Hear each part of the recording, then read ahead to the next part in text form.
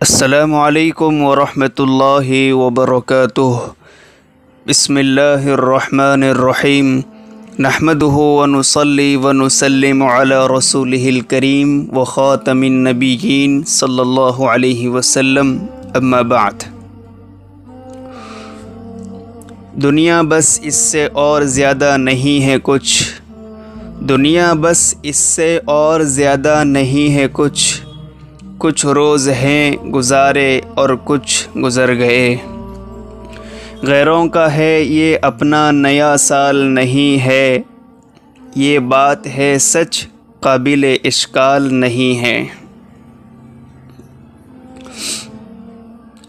محترم و مکرم ناظرین، انسانی زندگی ہوا میں رکھے ہوئے چراغ کے مانند ہے۔ جس طرح چراغ ہوا کے ایک جھونکے کا محتاج ہوتا ہے، اسی طرح انسانی زندگی ایک پل کی محتاج ہوتی ہے۔ ہوا کا جھونکا آیا کہ چراغ بجھ جاتا ہے، بالکل اسی طرح انسان کی روح قبض کیا نہیں ہوتی کہ انسان اس فانی دنیا سے رخصت ہو کر ہمیشہ باقی رہنے والی آخرت کی طرف روانہ ہو جاتا ہے۔ اور ایک دن ہماری زندگی سے نہیں گزرتا کہ ہم اپنی زندگی کے گزرے ہوئے ایک دن کے مطابق موت سے قریب ہوتے چلے جاتے ہیں۔ فی الحال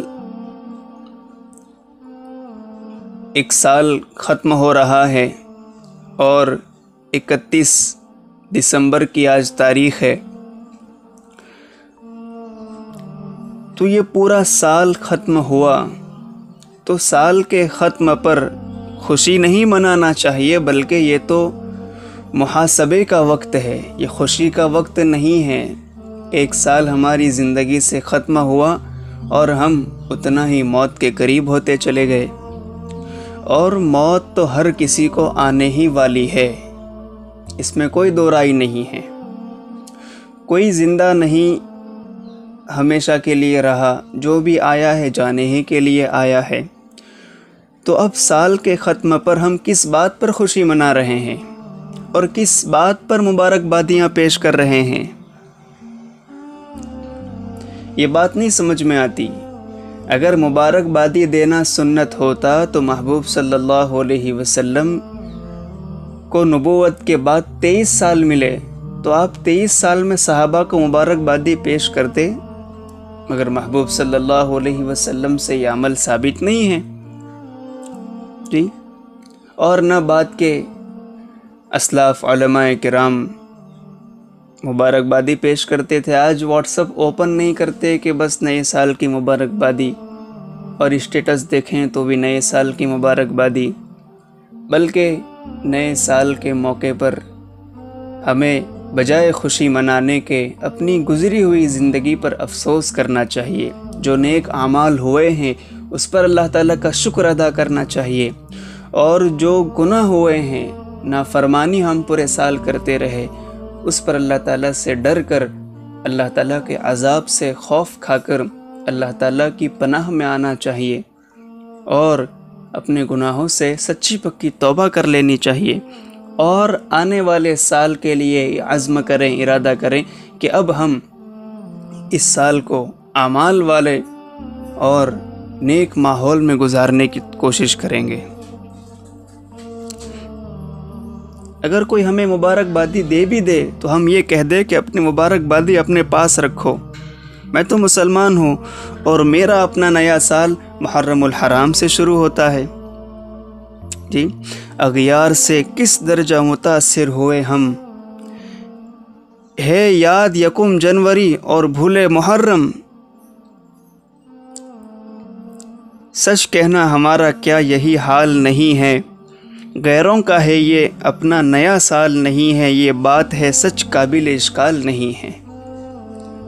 اور 31 ہیپی نیو ایئر کے نام پر 31 دسمبر کی رات ہم ہر وہ کام کر گزرنا جی باعث فخر سمجھتے ہیں جو اللہ تعالیٰ کے عذاب کو اتارنے کی دعوت دیتے ہیں، وہ کام ہم کر گزرتے ہیں۔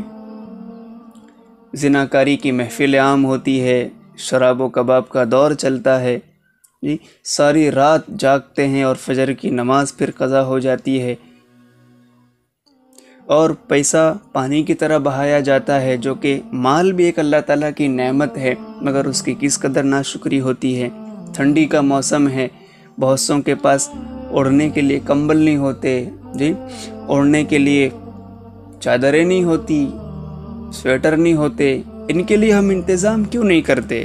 کیوں ہماری دولت کسی غریب کی بیٹی کے سر کے لیے اوڑھنی اور چادر کا ذریعہ نہیں بنتی؟ کیوں کسی غریب کی بیٹی کے لیے اس کے گھر کو آباد کرنے کا سبب ہمارا مال نہیں بنتا؟ جبکہ ہمارا مال ہر اس کام میں صرف ہوتا ہے، خرچ ہوتا ہے جس سے اللہ تعالیٰ ناراض ہو جاتے ہیں۔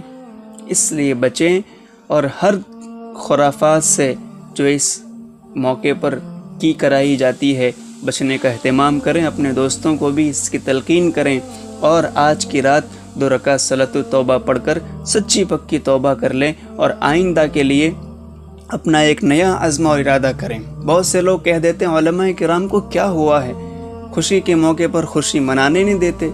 کون منع کرتا ہے خوشی منانے کے موقع پر؟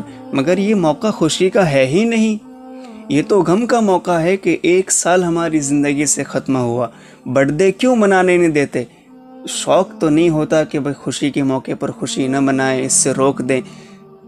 کیونکہ زندگی جتنی ہماری کم ہوتی جا رہی ہے اتنا ہم موت کے قریب ہوتے جا رہے ہیں، اور ہمیں نہیں معلوم ہماری موت کس حال میں آئے گی، اور پھر اس کے بعد ہمارا کیا بنے گا۔ ہمیں ڈرنے کی ضرورت ہے، زندگی چند روزہ ہے، ہو رہی ہے عمر مثل برف کم، چپ کے رفتہ رفتہ دم بدم۔ جیسے برف پگھلتی جاتی ہے، ہماری زندگی بھی پگھلتی جا رہی ہے جی، اور اگر برف کو ہم دھوپ میں رکھیں گے تو پانی میں وہ تبدیل ہو جاتا ہے۔ اسی طرح ہماری یہ زندگی بھی ایک نہ ایک دن جی اپنے انجام کو پہنچ جائے گی اور ہم موت کے حوالے ہو جائیں گے۔